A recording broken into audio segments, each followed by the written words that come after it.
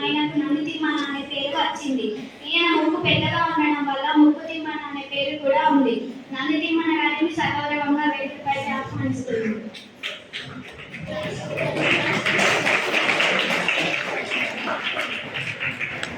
శ్రీకాళహస్తీశ్వరుని బ్రహ్మ భక్తుడు అష్టదిగ్గజ కవిరేంద్రుడు దూర్జటి గారికి కనస్వాగతం.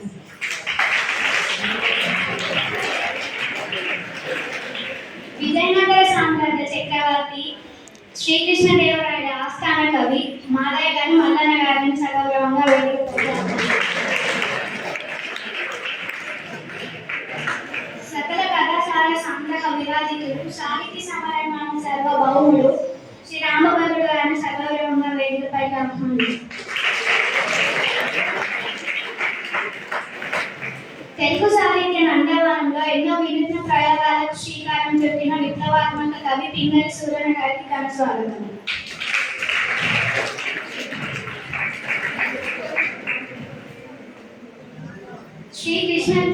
శ్రీకృష్ణదేవరాయల అల్లుడైన రామరాయణ ఆస్థానంలో ఈయనకు ఆభరణం వలె ప్రకాశించడం వల్ల ఈయనకు రామరాజ భూషణుడు అనే పేరు వచ్చింది. రామరాజ భూషణుడు గారిని సగౌరవంగా వేదికపైకి ఆహ్వానిస్తారు.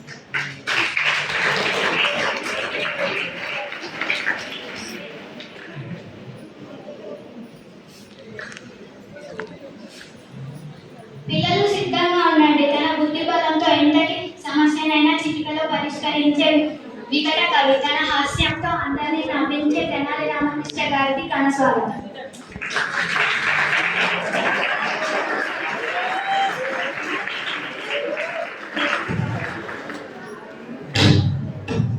హెచ్చరిక హెచ్చరిక హెచ్చరిక! సాహిత్య సమరాంగణ సార్వభౌమ ఆంధ్రభోజ విజయనగర సామ్రాజ్యాధినేత శ్రీకృష్ణదేవరాయ మహారాజు మందిరంలో విచ్చేచున్నారు.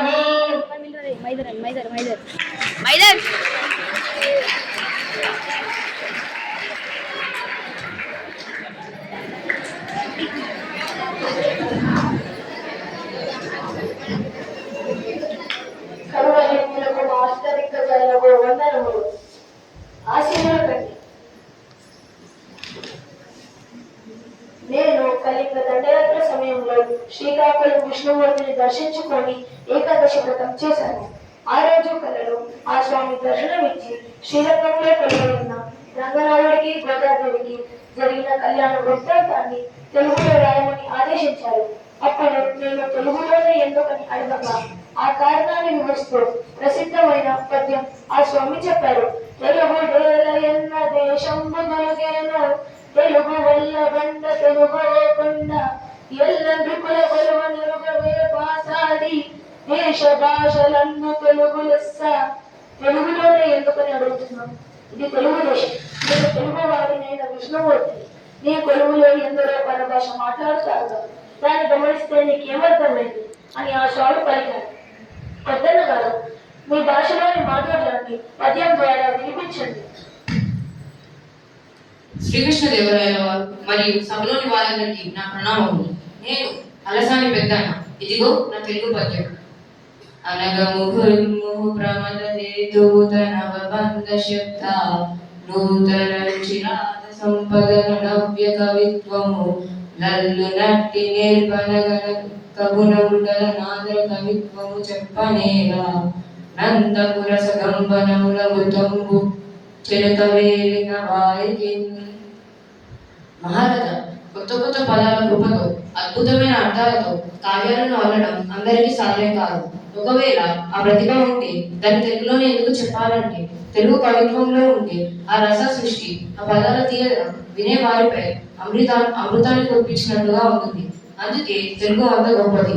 ధన్యవాదాలు. నందితిమ్మన్న గారు, మీ పద్యాలలోని భావ వ్యక్తీకరణ మమ్మల్ని ఎంతగానో ప్రదర్శింపజేస్తుంది. తెలుగు భాషలో మా కొరకు ఒక పద్యాన్ని ఆలకించండి. శ్రీకృష్ణదేవరాయల వారికి మరి సభా మందిరానికి నా వందనములు. నేను నందితిమ్మన్నను. ఇదిగో నా తెలుగు పద్యం. కమ్మని లక్క నీరు వలె కావ్యమున్నందలి శబ్దజాలమున్ నెమ్మది నొప్పు చంద్రుదే నిర్మల రక్తిని నింపజాలు నన్నీ తమ్మపురం రంగులన్ తెలుగు ధన్య విశేషములైన మాటలను నమ్మగవచ్చు నన్యముల నమ్మగనానే తెలుగు రీతిగా భావం. ఓ రాజా, వేడిలంతా కరిగి మనసుకి అంటుకున్నట్టు తెలుగులోని శబ్దాలు వింటుంటే హృదయం భక్తితోనూ ప్రేమతోనూ కరిగిపోతుంది. మనసులోని సూక్ష్మమైన భావాలను రంగులను సైతం ఇంత స్పష్టంగా మృదువుగా వ్యక్తిపరచడం ఒక తెలుగు భాషనే సాధ్యం.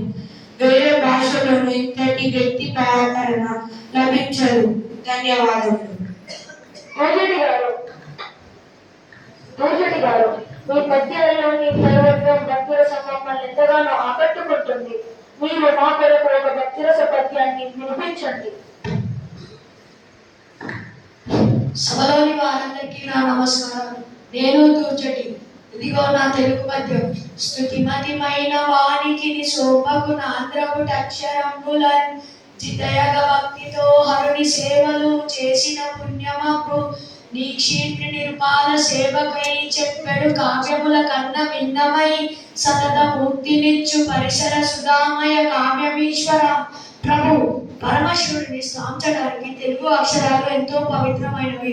లోకంలో రాజుల మెప్పు కోసం రాసే కావ్యాలు కంటే భగవంతుని పాదంలా చెత్త తెలుగులో సమర్పించే భక్తి కావ్యాలు అమృతం లాంటివి.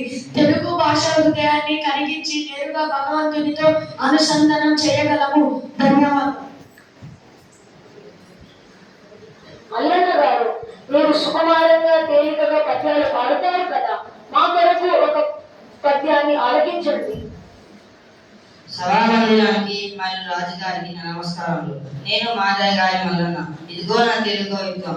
లలిత పదావళి మధుర ధీరను నొప్పుచు విన్నంతనే తెలియగా నేను భావములు దిష్టత లేఖము సాగుచుండు నీ వలపుల తేనెలారేడు నవాగీత వినుల విందు లేచు నీ అలము తెలుగు భాష సర్యవు నిజగంబునన్య భాషలను ప్రభు వినగానే సులభంగా అర్థమయ్యేలా కారణమైన పదాలు క్లిష్టత లేకుండా ఎంతో లలితంగా సాగిపోవడం మా తెలుగు భాష ప్రత్యేకత.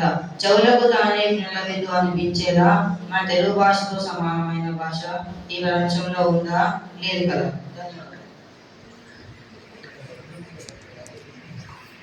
రామభద్రుడు గారు, తెలుగు భాష పదాల ప్రవాహం ఎంత వేగంగా గంభీరంగా సాగుతాయో ఒక పద్యం ద్వారా నిరూపించండి. రాజావారికి మరియు సభలోని వారందరికీ నా నమస్కారం. ఇది నా తెలుగు పద్యం. సాగునాంధ్ర కవితా శబ్దవలు విన్నచో పరమానంద సరోవరంబునను ముంకల్ వేసినట్లుండు నీదరపై సంస్కృత గాంభీర్యమును దేశ్యము తీపియును కలిసి విరయును రాయత వారికి సభలోనం తెలుగు రసజ్ఞోత్సవై. రాజా, ఏరులై పారే నది ప్రవాహం లాగా తెలుగు కవిత్వంలోని శబ్దాలు సాగుతున్నాయి. అవి వింటుంటే మనసు ఆనంద సరస్సులో మునిగి తేలినట్లు ఉంటుంది. సంస్కృతంలోని గాంభీర్యము, తెలుగులోని తీపిదనము రెండు కలిసి మీ భువన విజయ సభలో తెలుగు భాష పండుగను జరిపిస్తారు. ధన్యవాదాలు. పింగళి సూరన్న గారు, మీ యొక్క కల్పన చాతుర్యంతో మా కొరకు ఒక పద్యాన్ని ఆలకించండి. రాజాగారికి మరియు సభలోని వారందరికీ నా ప్రణామాలు. నేను పింగళి సూరన్న. ఇదిగో నా తెలుగు పద్యం. వినయం ఉన్న స్వభావ పద్ధతులన్ విధ్వజ్యం శ్రావులన్ జనరన్నవ్య కదా చెమక్క తుల్చే ధన్యంబుగా నట్లుడల్ నన్నవో నీదల సీదలంబుగవలెన్ నా నింబులయ్యప్ప నేను వైనాంధ్ర కవితా శైలి కవిరావుదంబుల పుండ్రుపా. మహారాజా, వినయం రసభావాలు కలగలిపి పండితులు మెచ్చేలా సరికొత్త కల్పిత కథలతో కావ్యాన్ని అనడం తెలుగు భాషలోనే సాధ్యం. తులసీదళం ఎంత పవిత్రమైనదో తెలుగు చేసే చమత్కారం అంత పవిత్రమైనది. వినే కొద్ది మనసు విన్నతాన్ని ఆనందాన్ని ఇస్తుంది. ధన్యవాదాలు. రామరాజ భూషణ గారు, మీ యొక్క సంగీత చమత్కారంతో ఒక పద్యాన్ని మా కొరకు వినిపించండి. మా మామగారైన శ్రీకృష్ణదేవరాయలకు సభామందిరానికి శుభోదయం. నా పేరు రాజరామ భూషణ్ గారు. ఇదిగో నా తెలుగు పద్యం. సంగీత శృతిలయ విలయ సమృతతో సగున్ నంగ వృద్ధ మనోహర జ్వలతో రాజిల్య నక్షత్రం పొంగిపోర సంబుధన్ గురిముచున్ పూనాద నీ సకృతుల్ శృంగారి నవరసాల నిలయమే శ్రేష్టంబుగ నిలవదే. ఓ గోపాల, తెలుగు నడకలు సంగీతంతో శృతులతో పోటీ పడతాయి. ఇందులోని అక్షరాలు కలుపుతుంటే మనోహరమైన నాదం వినిపిస్తుంది. నవరసాలను కురిపించే శక్తి తెలుగు అక్షరాలకు ఉంది. అందుకే తెలుగు అక్షరాలు మనోహరమైన నగన్నది. ధన్యవాదాలు. తెనాలి రామకృష్ణ గారు, మీ పద్యాలలోని శబ్ద చమత్కారం మమ్మల్ని ఎంతగానో అబ్బురపరుస్తుంది. మీ యొక్క శబ్ద చమత్కారంతో ఒక పద్యాన్ని ఆలకించండి.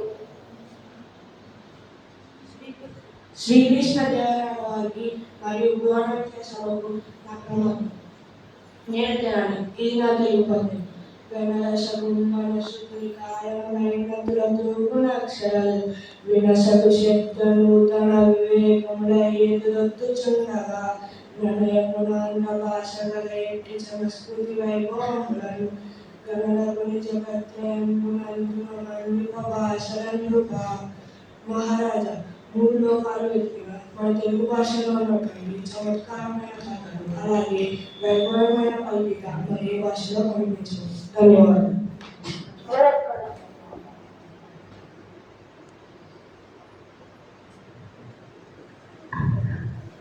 హెచ్చరిక, ఈనాటి సభ ఇంతటితో ముగిసినది.